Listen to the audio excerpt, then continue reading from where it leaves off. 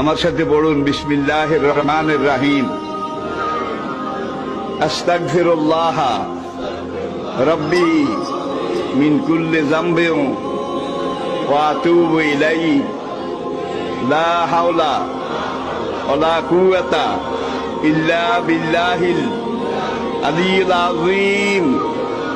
তাওবা ইয়া আল্লাহ, তাওবা ইয়া আল্লাহ, তাওবা ইয়া আল্লাহ, তাওবা ইয়া রাব্বি, লা ইলাহা ইল্লাল্লাহু মুহাম্মাদুর রাসূলুল্লাহ।